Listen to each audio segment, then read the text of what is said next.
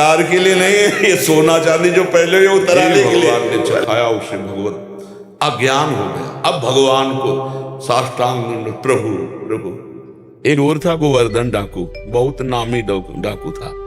तो एक दिन राज कर्मचारियों ने उसका पीछा किया। अब वो भागा, घोड़ा भी छोड़ दिया, पैदल भागा। तो एक जगह देखा बहुत सत्संग हो रहा था, कथा हो रही थी। पंडित परशुराम जी महाराज कथा कर रहे थे, करमैती बाई के पिता। ये प्रमाणित कथा मैं आपको बता रहे। तो उस सभा में घुस गया। तो राज कर्मचारी आया, सोचा सभा में चोर कैसे हो सकता है, यहाँ तो चोर घुसने का साथ। अब उसको पाया ही नहीं। जब कथा 2-3 घंटे बाद समाप्त हुई तो कथा का प्रसंग चल रहा था। वृंदावन में श्री बांके बिहारी लाल को आज यशोदा मैया ने सोने की करधनी, सोना, वो तो चोर आदमी, करधनी सोने की। भगवान श्री कृष्ण चंद्र जी को बांके बिहारी को कह के पुकार। 8 वर्ष की अवस्था है, मैया ने सोने की लकुट दी, सोने का। अरे इतना मालिक ना साधारण, और गाय चराने अपने सखाओं के साथ जा रहे हैं। कथा समाप्त हुई, नजदीक पहुंचा, चाकू निकाली, पंडित परशुराम जी के गले में लगाई। पता लिखो। ये जो इतना धनी बालक का वर्णन कर रहे थे, पता लिखो। उन्होंने देखा तो उनका डाकू है जो मेरा नाम सुन करके भयभीत हो जाते हैं, हमारा नाम गोवर्धन डाकू है। बोले पता लिखो, केवल कहा?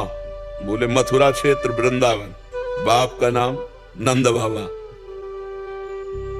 कन्हैया, गाय चराने।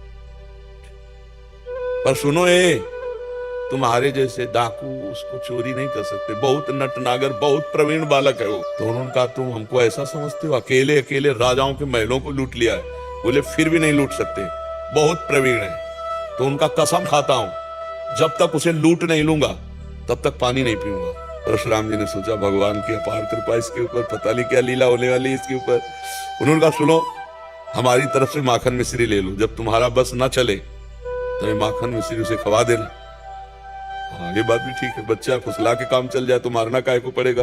माखन मिश्री पेट में बांधी और कहा कसम खाता हूं जब तक उसे लूट नहीं लूंगा तब तक मैं पानी नहीं पीऊंगा। पर नाम क्या बताया तुमने, इतना बड़ा नाम? तो बोले श्याम सुंदर।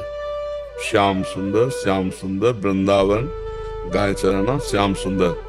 अब भगवान का चिंतन बनने लगा। देखो चिंतन बनने लगा। अब वो पैदल चल करके आया। अब एकांत में जहां गाय चरते तो पूछते हैं श्याम सुंदर की गौएं कौन है? बोले सब है, ये ब्रजमंडल है, हर गौशाला भगवान के नाम की है। नहीं, बोले वो जो यशोदा मैया ने श्रृंगार करके चराने में। बोले तो कथा में लिखा है, प्रकट में थोड़ी अब रह गया। अरे बोले नहीं, पंडित जी झूठ नहीं बोल सकते। हम लोग चोर डाकू झूठ बोल सकते हैं, पंडित थोड़ी झूठ बोल सकते हैं। भगवान तो है ना, वो अपने भगवान को तो श्याम सुंदर है ना। अब एकांत में विकल हो गया और कहा अगर कोई ईश्वर है तो मुझे श्याम सुंदर से मिला दे, क्योंकि मैंने कसम खाया है बिना लूटे पानी नहीं पीएंगे।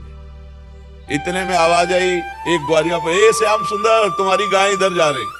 अरे दौड़ा उधर, देखा कमर में हाथ रखे, न जाने कौन से गुण पर दयाली दिरी जाते हैं, पीतांबर की फेट, वैसे ही श्रृंगार जैसा पंडित जी ने वर्णन किया। श्याम सुंदर, कमल नयन, मोर मुकुट, करधनी और लकुट। चाकू निकालियो, हर सखा को, वो सब सखा दिव्य, वो गायें दिव्य, भगवान ने प्रकट की थी। सब सखाओं का भाग जाओ, नहीं मार डालेंगे। भगवान ने इशारा किया कि जाओ, इसको हमें एकांत में निहाल करना है। बोले हाँ बोल रहे। बोले तू डरता ले क्या? बोले अब काल से भी नहीं डरते, तेरे से क्या डरना है? बोले मेरा नाम नहीं सुना होगा इसलिए तू डरेगा। अभी मेरा नाम गोवर्धन डाकू, तो गोवर्धन ही तो नाम है ना, मेरा नाम गोवर्धन धारी है। भगवान उससे जब वार्ता कर रहे हैं तो उसका जीवत्व तो नष्ट हो रहा है, अज्ञान नष्ट हो रहा है। और देखा बड़ा प्रवीण पंडित जी कह रहे थे माखन मिश्री खवा का काम कर ले। बोले सुनो, भगवान ने कहा अच्छा ऐसा प्यार करते हो? बोले प्यार के लिए नहीं है, ये सोना चांदी जो पहले ही उतराने के लिए। बोला ये तो वैसे उतार देंगे, लाओ थोड़ा माखन मिश्री खाई और कहा थोड़ा तुम खाओ। और जे भी भगवान ने चखाया उसे भगवत अज्ञान हो गया। अब भगवान को साष्टांग प्रभु प्रभु। एक बात सुनी कि कन्हैया गौएं चरा रहा है, चल पड़ा, कसम खा ली तो भगवान मिल गए। हम लोग सुनते बहुत हैं, समझदार बहुत हैं, नहीं करना चाहिए ये भी जानते हैं, लेकिन भजन ना होने के कारण हम उसको उतार नहीं पाते। भजन शुरू करो, अभी बात बन जाए। नाम जप करो, और निश्चय करूं कि मुझे इस मार्ग में चलना है, तो पापाचरण नहीं करना है, गंदी बात नहीं करनी, किसी को दुख नहीं देना, किसी का अहित नहीं करना, तो मंगल सिद्ध हो जाए। अभी दिव्यता आने लगी अंदर, अंदर की दिव्यता, ये बाहर शरीर का राग छूट जाता है। समझ पा रहे आप?